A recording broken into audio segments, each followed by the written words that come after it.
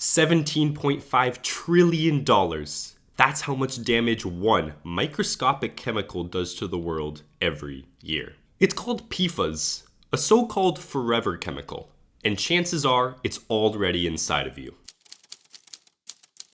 PFAS are a group of man-made chemicals that scientists started creating in the 1940s. They were designed to do some pretty amazing things: resist heat, keep water and oil separated, and remain stable in almost any condition. That's why PFAS molecules are the perfect chemical for producing all kinds of products, including non-stick frying pans, waterproof jackets, fast food wrappers, and even special firefighter foams. For decades, this super resistant chemical made products more durable and longer lasting. But here's the problem. The same toughness that makes PFAS so useful also means it can't break down in nature. These tiny molecules have been nicknamed forever chemicals because once they enter something, our water sources, food, or even the human body, they are almost impossible to remove and can stay in an environment for decades or even centuries. Because of this, PFAS has been spread all over the place by humans. For reference, 45% of public water drinking sources are contaminated with PFAS,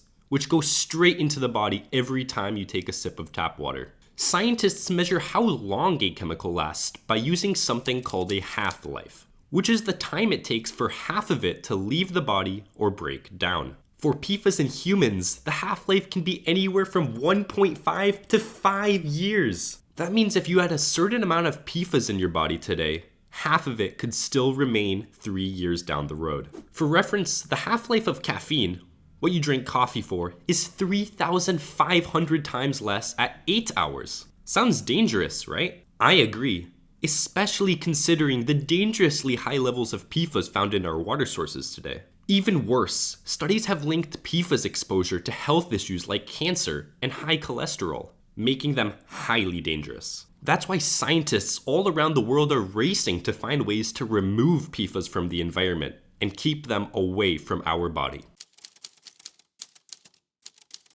For decades, researchers have struggled to combat the two key aspects of PFAS that make it so forever-y. First, PFAS molecules are very, very strong. Molecules are made of atoms, and a molecule's strength is determined by how much the bonds between the molecule's atoms want to stay together. Every PFAS molecule has a long chain of mostly carbon atoms, and almost every connection on that carbon chain is bonded to an atom called fluorine. The bond between carbon and fluorine is one of the strongest in all of chemistry, and it takes a huge amount of energy to break that bond. Because of this, there just aren't that many processes capable of destroying this carbon-fluorine bond. They are resistant to heat, acids, bacteria, UV light, and more. So once PFAS are made and released by humans, they can stay in an environment for a very long time. Second, PFAS are really, really hard to filter. PFAS molecules stick to almost everything: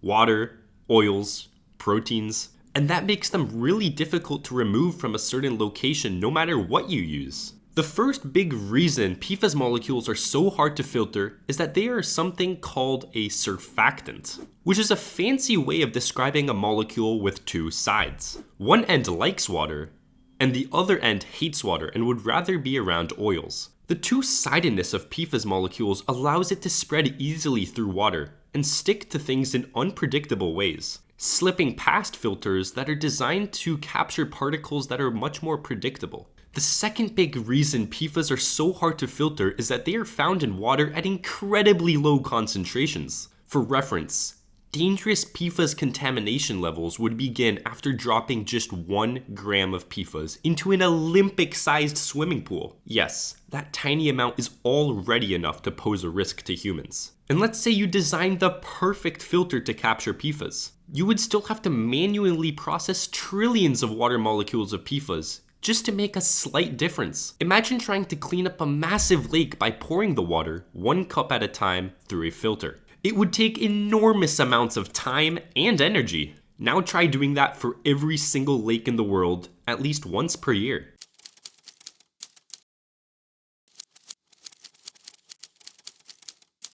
Most of the research on PFAS so far has been about two things: getting PFAS out of our water sources and finding a way to destroy PFAS. Scientists have made some cool progress on both, but finding cheap, fast, and efficient ways to go through massive amounts of water is really difficult. And surprisingly, when it comes to removing PFAS from the human body, there has been little to no successful research. So any new research that introduces a way to safely remove PFAS from the human body is extremely exciting, such as the one covered in this video.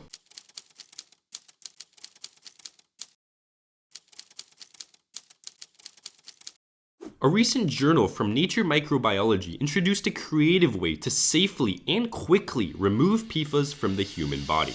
They used your gut. You may not know it, but your gut contains over 100 trillion bacteria, which together make up your gut microbiome. And hidden inside these microbes that help with immune defense and digestion are answers to a surprising number of problems, including PFAS. In this study, scientists tested 10 types of human gut bacteria against 42 common food pollutants to see how well the bacteria could trap harmful chemicals. And they discovered that certain human gut bacteria were very good at absorbing PFAS. The bacteria were fast, absorbing high percentages of the PFAS in under 3 minutes. The bacteria were also able to maintain this high absorption speed at the extremely low concentration of PFAS found in today's water sources. Furthermore, the bacteria were able to store high amounts of PFAS in the cell without getting hurt. This is because once the PFAS entered the cell, they clustered together, minimizing their toxic effects. But why were all of the bacteria able to do this? Well, they all had one special mutation. They all lacked a protein responsible for removing toxins, which is basically anything that could interfere with the bacteria's normal functions, from inside the cell. This way, the bacteria absorbed the toxic PFAS and had no way to get rid of them, allowing them to be stored inside the cell. The researchers had made a big discovery, but they were about to make it colossal. You see, all of the experiments so far had been done on a petri dish in the lab. However, there was a very big difference between experiments done in a petri dish versus experiments done on a complex organism. A petri dish doesn't bleed, doesn't breathe, and doesn't really allow researchers to fully grasp what side effects might arise from their discovery. And because of this, a million things can go wrong when someone attempts what these researchers did, testing the impact that special human gut bacteria would have on PFAS absorption in a living animal. They did this by engineering mice to contain the same human gut bacteria used in the study. Then, the researchers measured PFAS absorption by seeing how much PFAS came out in the mouse's feces. This graph will show a timeline of the experiment. There's a lot of information here, so let's break it down step by step. First off, feces sampling began 6 weeks after the mice were born. Additionally, the special gut bacteria were injected into the mice 12 days before experimentation. This means that the researchers gave the gut bacteria plenty of time to grow within the mouse's intestine. Day 0 represents the start of the experiment, while negative numbers represent days before the experiment and positive numbers represent days after the experiment. Second, the mice seem to have been injected with something called PFNA, not PFAS. What in the world is this? PFNA is a unique type of PFAS known for having a long half-life in the human body, and for being a relatively bigger molecule with more carbon-fluorine bonds than the average PFAS molecule. Third, notice how PFAS sampling lasted 2 days. And after the experiment ended, notice how the researchers took a closer look at the mouse's digestive system to see if they could find PFAS molecules still in gut bacteria that hadn't been digested yet. And now that we understand what experiment was done, let's dive into the data. Understanding the graph I am about to show you will help you understand the most significant results of this article. When I first saw this graph, I was super confused because there is a lot of information presented at the same time. But don't worry, because we will break it down step by step. First off, each rectangle represents a different time point during feces sampling. Meanwhile, the y-axis represents the total amount of PFNA absorbed and excreted by the mice during each time point. Now, let's focus our attention to the x-axis. Each column represents one of two groups. The first column shows us the data of the GF group, which stands for germ-free mice. These mice don't have any special bacteria inside of them, and therefore serve as a control group. In this study, the control group is essentially showing us what PFNA excretion levels should look like without the help of any special human gut bacteria. For the experiment to be successful, the group with the special human gut bacteria must excrete more PFNA than the GF group. The second column shows us the data of the COM20 group. These mice contained 20 different types of special human gut bacteria, hence the name COM20. Finally, the blue dots represent the excretion levels of every single mouse used in the experiment. So in this graph, you can see that the COM20 group, the group with the special human gut bacteria, consistently excreted more PFNA during the 3-day experiment compared to the GF group. How do we know that? Well, you can see that the rectangles in between the blue dots, representing the average secretion levels of the mice, are consistently higher for the COM20 group compared to the GF group, meaning that more PFNA was able to be transported out of the body. And as a quick bonus, let's go over what that weird letter P means. The letter P represents the experiment's p-value, which is a way of understanding how certain researchers are that their data is correct. For example, a p-value of 0.4 means that the researchers are only 60% sure that their data is correct. And the lower the p-value, the more certain the researchers are that their data is right.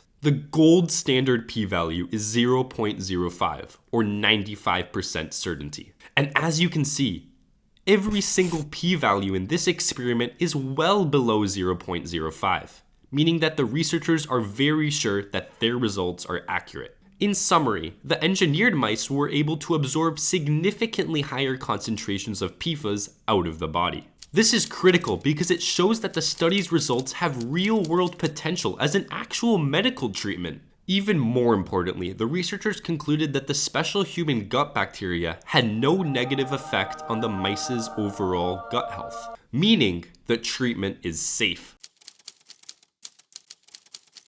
Moving forward, I'm really excited to see where this research goes. I like to think of these bacteria as natural sponges, a way to absorb PFAS and remove them from the body. And this is just me being curious, but what if we could find a way to deploy these bacteria into natural water sources? Let them soak up the PFAS and then collect them. That might be really far-fetched, but still a cool thought. What's not far-fetched though is using these bacteria as a medication. In fact, the researchers behind this study have already started a company called Cambiotics, and they're working on developing an over-the-counter probiotic, basically a pill full of helpful bacteria, that you can actually consume to reduce the level of PFAS in your body. I would absolutely recommend checking out their website to learn more. While this discovery uncovered a lot, there was one question that remained unanswered. How did the PFAS get absorbed into the cell? The researchers state in the discussion section of their publication what they think, but don't present any proof and admit that, quote, a key open question is the mechanism of PFAS uptake. Given that we still don't know how PFAS enter the cell, a key direction for future research is answering this question, because it's going to reveal a lot. If you want to dive deeper into this amazing field of research, check out the original article and some other PFAS related articles that I've linked below. Thank you for listening, and I wish you an amazing